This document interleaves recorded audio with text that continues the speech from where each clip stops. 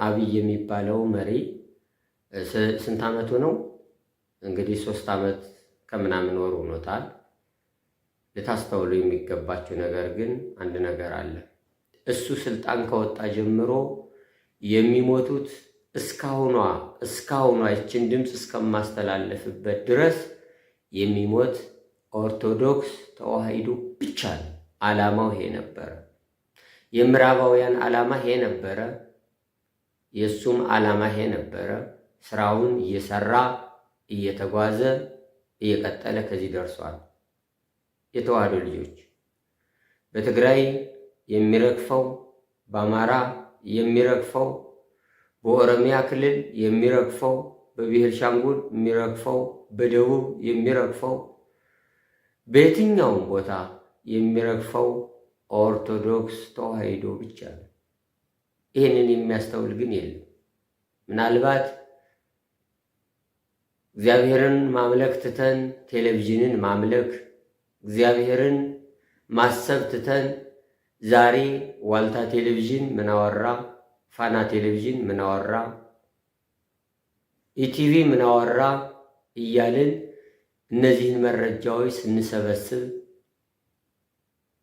የአብይን መልክ ስንመለከት በተለያየ ምክንያት እየቀረበ አፉን ቅቤ እያደረገ አዳምና ሔዋንን ከገነት አውጥቶ ወደ ሲኦል እስኪጥላቸው ድረስ ሰይጣን መልኩን ለብሶ አይደለም ሄደው፣ መልኩን አሳምሮ የእባብን መልክ ለብሶ ተሰውሮ ነው ገነት ውስጥ ገብቶ ይህንን ሁሉ የዛሬውን ለቅሷችንን ሁሉ፣ የዛሬውን ሐዘናችንን ሁሉ፣ የዛሬውን መሞታችንን ሁሉ ገነትን የሚያክል ቦታ እግዚአብሔርን የሚያክል ጌታ አሳቶን በስቃይ በረሃብ በመራቆት በጦርነት የሚያንገላታን ያን ጊዜ ያንን መልክ የሚያምር መልክ የእባብን መልክ ለብሶ ገነት ገብቶ ያመጣው ጣጣ ነው። ዛሬ እውነቴን ነው የምላችሁ 2010 ነው መሰለኝ ሰውዬ ወደ ስልጣን የወጣው። 2010 ላይ ሲወጣ በአፉ አዳምን እንዳሳተው ሔዋንን እንዳሳተበት መንገድ አዳምን ቢቢለው ሔዋን እሺ ብላ አሳምሮ መልኩን እንደገና ደግሞ አፉን አጣፍጦ ተናግሮ አዳምንና ሔዋንን ከገነት ከርስታቸው አውጥቶ አዘቅት የጣላቸው ዲያብሎስ ዛሬ ደግሞ በዶክተር አብይ አማካኝነት እውነቴን ነው የምላችሁ በዶክተር አብይ ቅቤ በሆነ አንደበቱ ጠዋት የተናገረውን ማታ በማይደግምበት አንደበቱ በማሳመን የሰውን ጭንቅላት በመስረቅ የሰይጣን ዓላማው የሰዎችን አእምሮ መስረቅ ነውና ከእግዚአብሔር ጋር ማለያየት ነውና ከእግዚአብሔር ጋር መከፋፈል ነውና የሰዎችን ጭንቅላት በማሳመን ቃሉ እየለበለበ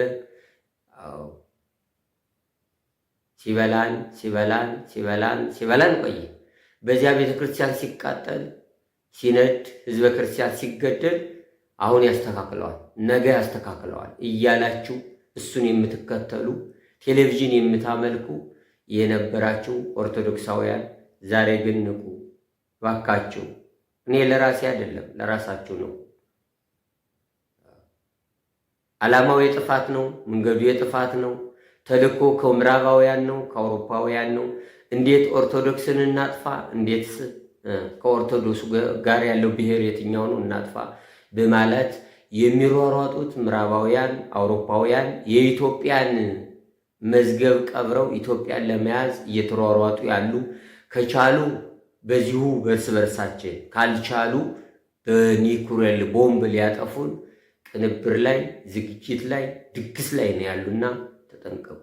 ዛሬ ትግራይን ከአማራ ጋር አማራን ከትግራይ ጋር እያባላ ይገሰግሳል። በኋላ ከኦሮሚያ የተነሳ የተደበቀ የተሸፈነ የት እንዳለ የማይታወቅ የተዘጋጀ የጦር መሳሪያ የታጠቀ በጣም ልዩ ጦር አለ። እሱ ይመጣል። ያን ጊዜ በሰይፍ ይቆርጠናል፣ ይቆርጣቸዋል፣ እንቆረጣለን። ቤተ ክርስቲያን ትቃጠላለች። ከሰላም ሃይማኖት ጋር ተባብሮ ኢትዮጵያን ይዋጋታል። ይቺ ቤተ ክርስቲያንና ኢትዮጵያ ኦርቶዶክሳውያን ዛሬ የታጠቁት ኃይሎች በመድከማቸው እርስ በርሳቸው በመገዳደላቸው ኦርቶዶክሳውያን በመቀነሳቸው ነገ ጧት የሰላም ሃይማኖት ለተወሰነ ጊዜ ያንቀጠቅጣታል። ኢትዮጵያ ቤተ ክርስቲያንን ያቃጥላታል። ህዝበ ክርስቲያንን ይገላታል። ይገለናል፣ ያርደናል። ዛሬ እንንቃ። የተዋህዶ ልጆች አብይ ምን እንደሚሰራ አታውቁትም። አንደበቱ ምላሱ ቅቤ ነውና በአንደበቱ እንደ ሰይጣን እንደ ዲያብሎስ የሚለበልብ ነውና ስለማታውቁት ነውና ከዛሬ ጀምሮ እንታውቁት መልእክቴ ነው። የተወደዳችሁ የክርስቶስ ቤተሰቦች፣ በመላ ዓለም የምትኖሩ የተዋህዶ ልጆች ወደ ማንነታችሁ ተመለሱ። አንተ አማራ፣ አንተ ኦሮሞ፣ አንተ ትግሬ የምትባባል ኦርቶዶክሳውያን መከላከያው ምን እንደሚሰራ የማንን ስራ እንደሚያካሄድ ሁሉ ልትነቁና ልታውቁ ያስፈልጋል። ምዕራባውያን አገራችን ሊወሩ እየሮጡ እያኮበኮቡ ነው ያሉ። ኢትዮጵያን አላወቅናትም። ኢትዮጵያ ማናት? ኢትዮጵያ ማናት? ኢትዮጵያ ጀርመን አይደለሽም። ኢትዮጵያ አሜሪካ አይደለሽም። ኢትዮጵያ እንግሊዝ አይደለሽም። ኢትዮጵያ ቻይና አይደለሽም። የተወደዳቸው የክርስቶስ ቤተሰቦች ኢትዮጵያ ትልቅ ምድር ናት። ኢትዮጵያ ተራ ምድር አይደለሽም። እነ አብይ የሚመሯት ምድር አይደለሽም። እነ አብይ ከምዕራባውያን ተልከው መጥተው እኛን በእኛ የሚያተረማመሱ ነው። ዛሬ ቤተ ክርስቲያን ህዝበ ክርስቲያን ከተገደለ ነገ ማን ነው ለሀገሪትን ኢትዮጵያ ብሎ የሚጸልይ? የሃይማኖት አባቶች ንቁ። የሃይማኖት አባቶቻችን ባካችሁ ከእንቅልፋችሁ ተነሱ። ባካችሁ ይህን ህዝብ መልእክት ተጠያቂ እንዳትሆኑ ይህን ህዝብ መልእክት አስተላልፉለት። ባካችሁ ነገ ወደ እናንተ ይመጣል። ትናንት ከቤተ መንግስት የነበሩት ወደ መሬት ወድቀዋል። ወደ መሬት ወድቀው ከመሬት አፈር ጋር ይንደባለላሉ። ወጥተውም ስልጣን ላይ ያሉት ነገም ይንደባለላሉ። እውነቴን ነው የምላችሁ፣ በቅርብ ቀን እግዚአብሔር ይህንን ሰውዬ ያነሳዋል። ይህንን ቃሌን እንዳትረሱት። በቅርብ ቀን ያነሳዋል፣ ይገድለዋል፣ ያስወግደዋል። መድኃኔ ዓለም ኢየሱስ ክርስቶስ ያስወግደዋል። እስከዚያ ግን እሱ የሰራቸው ስሪቶች ከዚያም በኋላ ስራውን ያስኬዱታል። እልቂቱ ይቀጥላል፣ አይቆምም። መከራዋ በቃ እስክትባል ድረስ የእግዚአብሔር ሰዎች እስኪነሱ አንድ የእግዚአብሔር ሰው ይነሳል። ይሄንን በኦሮሚያ የሚመጣውን ኃይል በሰይፍ ያስወግደዋል። እስከሚያስወግደው ግን ኦርቶዶክስና ኦርቶዶክሳውያን ቤተ ክርስቲያን ትወድማለች፣ ትቃጠላለች።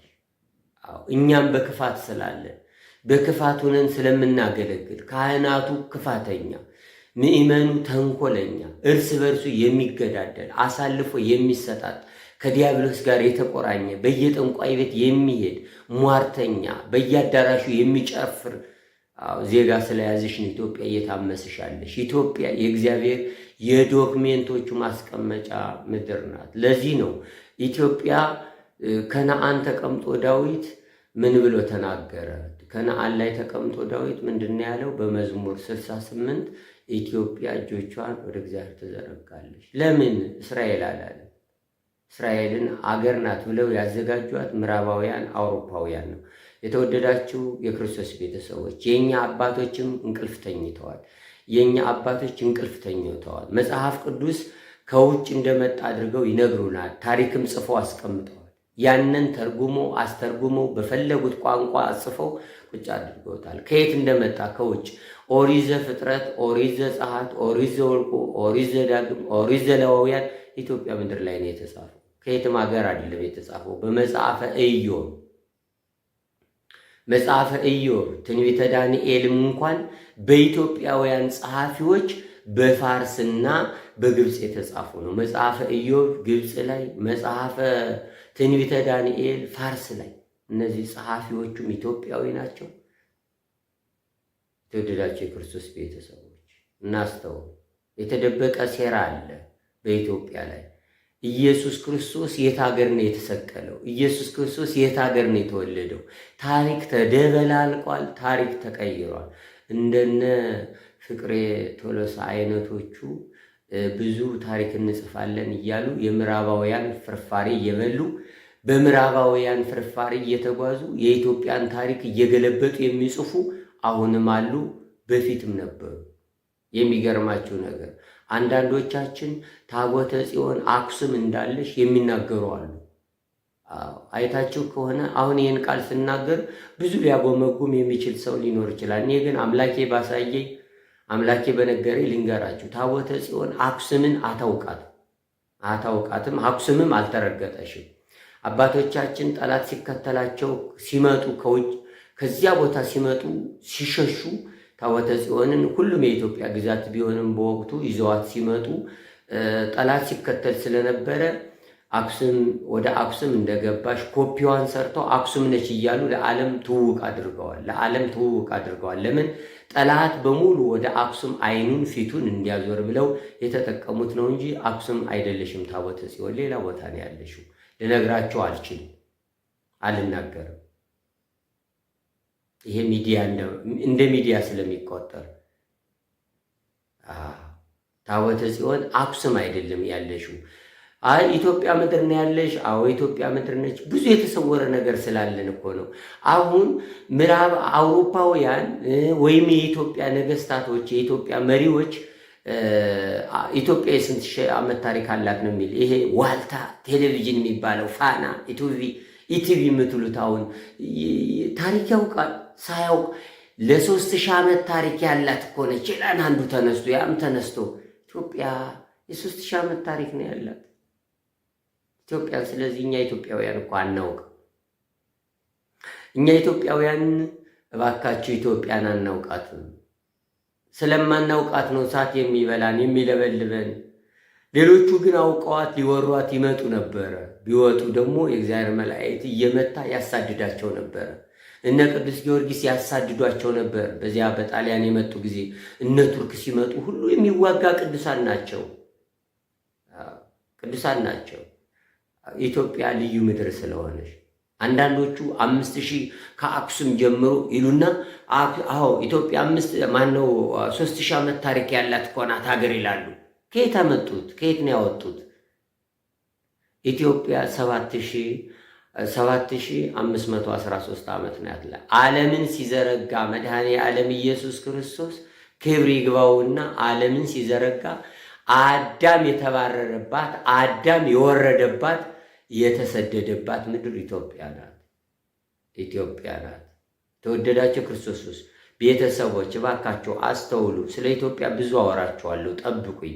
ጊዜ ካለ ኔትወርኩ ካለ ለመልቀቅ ነገሮችን እንትን ካሉ ልናገር ብዙ ቀን አስብና ግን ብዙዎቹ እብድ ነው እንደ ይሉኛል እያልኩኝ እንደ እብድ ከመቆጠር አንደበቴን ሰብስበው እያልኩ እኖራለሁ። ግን አላስቀምጠ ያለ ጊዜውም ስለደረሰ በጊዜው መድኃኔ ዓለም ይሄንን ታሪክ ይግለጥ ብዬ ስላሰብኩ ነው እንጂ ኢትዮጵያን ትውልዱ ያውቃትም። ኢትዮጵያን የሚያውቅ አንድ ጳጳስ እንኳን ልታገኙ አትችሉም። በአሁኑ ሰዓት ቢያውቁ ኑሮ እስካሁን ጽፈው መብቱ አቅሙ ነበራቸው፣ ስልጣኑ ነበራቸው፣ ማሳመን ይችሉ ነበር። ወይም ደግሞ እንግዲህ እውነተኛ አባቶች ኑረውም እነሱም ደግሞ እንዳይናገሩ ፈርተውም ሊሆኑ ይችላሉ። አለዚያ ደግሞ እንግዲህ የመንፈስ ቅዱስ አባቶች አይደሉም ማለት ነው። በመንፈስ ቅዱስ አይደለም የተሾሙት። አንዱ መሪ ሲቀየር፣ አንዱ መሪ ሲመጣ፣ አንዱ መሪ ሲቀየር፣ አንዱ መሪ ለራሱ የሚስማማውን የሚመቸውን እየመረጠ ያስቀመጣቸው እንጂ በመንፈስ ቅዱሱ ሹሟቸው የተቀመጡ እንዳልሆኑ ያሳያል። ቢሆኑ ኑሮማ በአሁኑ ሰዓት ፈንቅለው ይወጡ ነበር። እከሌ የሚባሉት ጳጳስ እኮ እንዲህ ብለው በቃ ውሸት በቃ በኢትዮጵያ ኦርቶዶክስ በኢትዮጵያ ላይ ውሸት በቃ ብለው ወጡ ተብሎ ይነገር ነበር። አንዱ ብጫ ለብሶ አንዱ የሆነ ነገር ለብሶ ገንዘብ ማሰባሰብ እንጂ ስለ ኢትዮጵያ የሚያወራ የለ። ኢትዮጵያን አያውቋትም። አሁንም በድፍረት ልንገራቸው፣ ኢትዮጵያን የሚያውቃት የሃይማኖት መሪ የለም። ኢትዮጵያን አላወቅናትም። ማንም ብቻ ኑሮ ከተስማማለት ዓላማው ከተሟላለት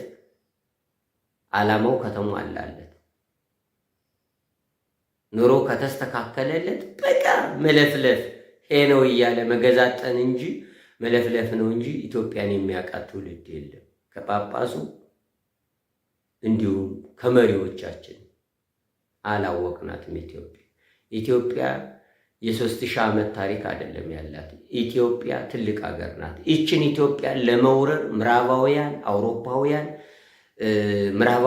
አሜሪካውያን ሌሎቹም ተሰባስበው ስራቸውን እየሰሩ የኒውክሌር ቦምባቸውን እያመረቱ በኢትዮጵያ ላይ ሊያዘነው የሚታገሉ ሀገራት አሉ። መጀመሪያ ግን እኛን ሊያባሉ ከላይ ከታች ደፋ ቀና እያሉ ነው።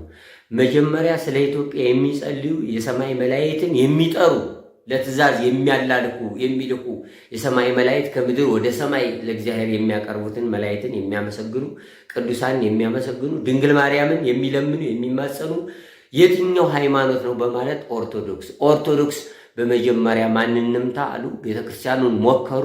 ህዝቡ መጮህ ጀመረ። ምን አለ? እዚያ በኋላ ደግሞ አሁን እርስ በርሳችን እየተባላ ነው።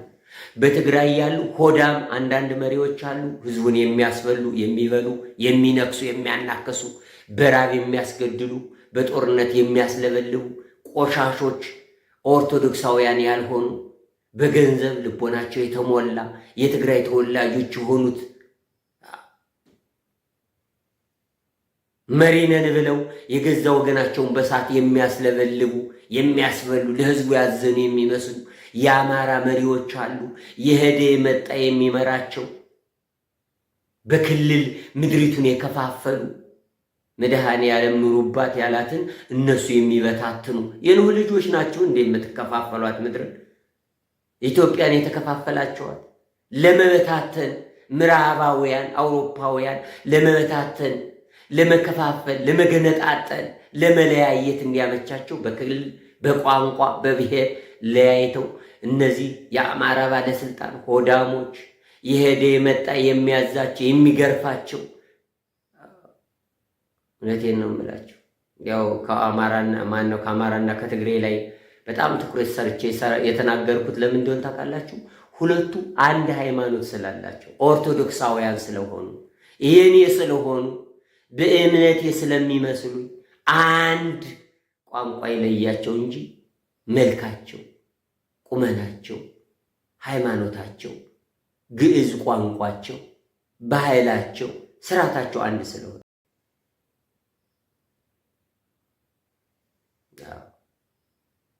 ከሁለቱ አካባቢዎች ያለ ዶክሜንት ደግሞ ልዩ ነው። በተለይ አማራ ክልል ላይ ያለን ዶክሜንት ዓለም በጉጉት የሚጠብቀው ሊያወጣውና ሊረከበው የሚፈልግ ከአማራ ክልል ላይ ያለ ግን ምን ይህ ትውልድ ካልጸዳ ያ ነገር ይህ ትውልድ ኢትዮጵያውያን ብቻ አይደለም የሚጸዱት። በነገራችን ላይ አውሮፓውያንም ይጸዳሉ።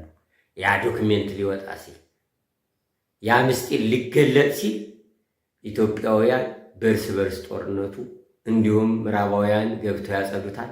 የገባውም ሳይወጣ በዚሁ ደቆ ይቀራል።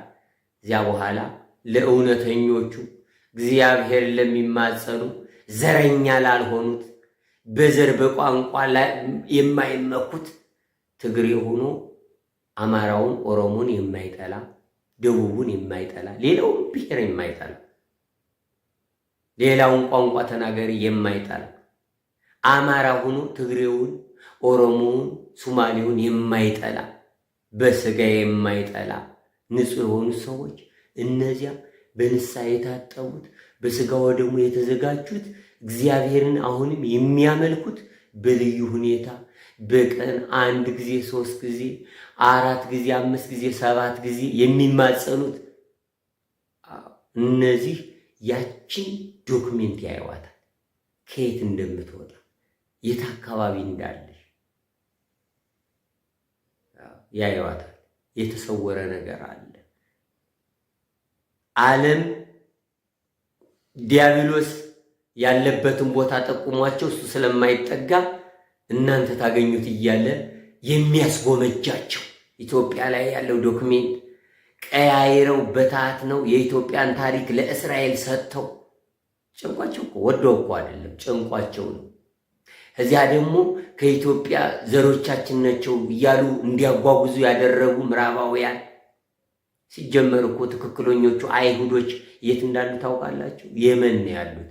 የመንም ሐሳዊ መሲሁ ስለሚወለድ ለዘር ነው እግዚአብሔር የእነሱን ዘሮች ብቻ ነው ያስቀረ እንጂ እኮ እውነተኛው ዕብራውያን እኮ የሉም እኮ በምድር ላይ። እነዚያ ነጮች እኮ አይደሉም። ሲጀመር እኮ ዕብራውያን ነጮች አይደሉም፣ የኛ መልክ ነው ያላቸው። አሁን አይታችሁ ከሆነ መንፈስ ቅዱስ ተቀብተው መንፈስ ቅዱስ በላያቸው ላይ አድሮ ስዕል የሚስሉን ወንድሞቻችን አይታችኋቸው ታውቃላችሁ? የተወደዳቸው የክርስቶስ ቤተሰቦች ይሄ ስዕል የሚስሉ ጸጉራቸው ኢትዮጵያውያን መልክ አስመስለው የሚስሉ ሁሉን ነገር አንዳንዶቹ የፈረንጅ ስዕል አስመስለው የሚስሉ አሉ። እሱ የጣሊያን ስራ የዚህ ምዕራባውያን ሴራ ነው። ግን ኢትዮጵያውያን አባቶቻችን ስዕል ሲስሉ ያሳምሩታል። የጌታ መልኩ ጸይም ነው፣ በጣም ነጭ ፈረንጅ አይደለም። ጸጉሩም ከላይ በቃ እመቤታችን አቅፋ ውስጥ ታዩ ጸጉሩ ይሄ የአባቶቻችን ጎፈር ይመስላል አይደል? የዚህ አይነት ነው። ለምን? አዎ ከኢትዮጵያውያንና ከኢትዮጵያውያን የተወለደ ስለሆነ አሁን ታሪክ ተገልጦብን እንዴ ጌታ እኮ የተወለደው እስራኤላዊ ነው ይሎችውን። እስራኤል ማለት ምን ማለት ነው? እስራኤል ማለት ክርስቲያን ማለት እኮ ነው በሐዲስ ኪዳን። እስራኤል የሚለው እኮ ተቀይሯል። እስራኤል የሚለው እኮ ተቀይሯል። እስራኤል የሚለው በምን ተቀይሯል? በምን? እስራኤል የሚለው ክርስቲያን። በፊት እስራኤል ማለት እግዚአብሔርን የተከተለ ሕዝብ ነው። በሐዲስ ኪዳን እስራኤል ማለት ክርስቲያን ማለት ነው እኮ። እስራኤል ማለት የመጀመሪያው ስም እኮ ለያዕቆብ ነው። ከዛሬ ጀምሮ ስምህን እስራኤል ብያለሁ። የሰው ስም እኮ ነው። ዛሬ ግን የሀገር ስም አድርገውታል። የሀገር ስም አድርገውታል። ሙሴ እስራኤል የምትባለውን ምድር አያውቃት። ሙሴ እንዲህ ብሎ ስለ እስራኤላውያን ጽፏል ይለዋል። የት አውቆት? ሀገሪቱን አያውቃት፣ ምድሪቱን አልተወለደባት፣ አልተረገጣት። ቤት አውቆ ጻፋት። ከኢትዮጵያ ምድር ላይ ነው ሁሉ ነገር የተከናወነው። ግብፅ አካባቢ ተወለደ፣ ወጣ፣ ስደትን ጀመረ። በኢትዮጵያ ምድር ላይ ነው ሲዞር የነበረው። በዚህ በኤርትራ ባህር የሞተው በዚህ ኢትዮጵያ ግዛት ላይ ነው የሞተው። የተቀበረው የት ቦታ እንዳለ አንዳንዶቹ እዚያ እስራኤል ቦታ ነው ይለዋል። ሲጀመር መጽሐፍ ቅዱስም እኮ የተቀበረበትን ቦታ አይናገርም። እግዚአብሔር ሰውሮ ነው የቀበረው እኮ በዚያ በናባው ተራራ ስር ቀበረው። ማንም አላየውም እኮ ህዝቡ እንዳያየው እንዳያመልከው። እውነቴን ነው። ብዙ ብናገር ደስ ይለኛል፣ ግን አሁን ቪዲዮ በረዘመ ቁጥር አይተሉ አይደርሳችሁም ለእናንተ። ያ ስጋት ነው ያለኝና ለዚያ ነው የተወደዳቸው የክርስቶስ ቤተሰቦች ሁላችንም ልንጸልይ፣ ልናለቅስ፣ ልናነባ ያስፈልገናል። ኢትዮጵያን አናውቃትም። የተደገሰብን ድግስ የደገሱብን ሰዎች እወቋቸው። እባካችሁ ንቁ። መጥቷል ጊዜው፣ እሳቱ መጥቷል። ልንለበለብ ነው። ከመለብለባችን በፊት ግን ራሳችንን እናዘጋጅ። በኦሮሞ ያለ ኦርቶዶክስ፣ በአማራ ያለ ኦርቶዶክስ፣ በትግራይ ያለ ኦርቶዶክስ ፈልገህ ራስን አገኝ። ምናልባት አተርፍም። ከልብህ ቂም በቀል ያለብህ፣ ክፋት ያለብህ፣ ተንኮለኛው፣ ዘረኛው፣ ሟርተኛው በሙሉ ትበላለህ። ሁሉም ይመጣሉ። ሁሉም ተዘጋጅቶልሃል። በዙሪያ እሳት ከቧል። እሳት ሊበላህ ነው፣ ሊገበግብህ ነው። እኔ ሳልል ጊዜው እየነገረ ነው። ሕዝቅኤል ምዕራፍ 30 ቁጥር 4 ጀምራችሁ ተመልከቱት። እርስ በርስ ኢትዮጵያውያን እርስ በርስ በሰይፍ ይዋደቃሉ። ይቀጥላል። እነ ግብፅ ምን እንደሚሆኑ ኢትዮጵያን አንድ እውነት ልንገራችሁ። ምናልባት እኔ አማራ ነኝ፣ አማርኛ ቋንቋ ተናጋሪ ከአማራ አካባቢ ሰዎች በክልል ከከፈሉት አማራ አካባቢ ተወልጄ ያደግኩት ሰው ነኝ። ልነግራችሁ የምፈልገው ግን ኢትዮጵያን ነገ ነፃ የሚያወጣት የአማራ ገበሬ ነፃ ስልህ ግን ከትግራይ ጋር ከኦሮሞ ጋር አለ። ከፊት ከጀርባ ሌላ ድግስ አለ። የእነ አሜሪካ ድግስ አለ። የእነ ግብፅ ድግስ አለ። የሳውዲ አረቢያ ድግስ አለ። እያቺ ማነች ራሻ የምትላተኝ? ራሻ እኮ ከኛ ጎን ናት። እስራኤልማ እንዴ አንደኛ ናት። ቻይና በተለይ የምትል ከርፋፋ ትውልድ ስለሆንክ ነው እንጂ ሁሉም ከድግሱ አሉበት። በእጅ አዙር ነው። አሜሪካንን ወደፊት ወደኋላ ራቅ ግብፅን በምክንያት እያደረጉ የሚያመጡልህ ሆን ብለው ነው። ሁሉም ሊበላ ተዘጋጅቷል። ያንን ግን የአማራ ገበሬ ከፖለቲካ የነጻ የፖለቲካ ግንኙነት የሌለው ከእልቂቱ በኋላ የተሰለፈው ሁሉ ወድሞ ጸድቶ ታጭዶ በትግራይም የተሰለፈው በአማራም የተሰለፈው በኦሮሞም የተዘጋጀው ድግስ የሰለጠነው ተቀብሮ ያለው በየኮራው እየደገሰ እየተቀለበ ያለው በቤንሻንጉልም በሶማሌም የተዘጋጀው ድግሱን ያዘጋጀው ድግስ የታጠቀው ኃይል በሙሉ አመድ ይሆናል። ያ አመድ ከሆነ በኋላ ከአማራ አካባቢ ገበሬዎች እነሱና ተዘጋጅተው ማን እንደሚያዘጋጃቸው አይታወቅም። የእግዚአብሔርን መልአክ ይዘው ወይም ደግሞ አብሯቸው ከመካከላቸው የበቃ የተቀደሰ የተባረከ የተቀባ እግዚአብሔር የቀባው ሰው በሱ ኃይል አድሮ እግዚአብሔር መንፈስ ቅዱስ በሱ ሰርጾ በፊቱ ጨረር በፊቱ ኃይል በእጁ በመንፈስ ቅዱስ በጸሎቱ በትጋቱ በንቃቱ እግዚአብሔር ጋር በመቆራኘቱ ግብፅንም አሜሪካንም የዓለምን ክፋተኛውን ትውልድ ሁሉ በየልቡ ባረገዘው ሁሉ ልቡ አርግዞ በተቀመጠው ክፋት ሁሉ እየለበለበ እየገበገበ ይጥለዋል። ያን ጊዜ እግዚአብሔር ደስ ይለዋል። እግዚአብሔር ተበቃይ ነው፣ ይበቀላል። አሁን ግን ትውልዱን ቆሻሻ ስለሆነ ጠማማ ትውልድ ስለሆነ ይኸው ይበላዋል፣ ያቃጥለዋል። እኛ ኦርቶዶክሳውያን ግን ከቻልን እንንቃ፣ አንገዳደል። ኦርቶዶክስን ምዕራባውያን እነ አብይ ኦርቶዶክሳውያንን ለመቀነስ ለማጥፋት ለማውደም እዚያ በኋላ ምዕራባውያን ለሚያስቧት እየደገሷት ያለውን ድግስ ነው የምነግራቸው። ለሚያስቧት ላቀዱላት በዚያ የአውሬውን ስርዓት ለሚቀበሉ ዜጎች ይቀሩልናል ብለው ስለሚያስቡ መጀመሪያ ግን የማይቀበለን ኦርቶዶክስ ነው በሚል በትግራይ በአማራ በተለያየ በኦሮሚያ ሲታጨዱ ከርመዋል። አይታቸዋል።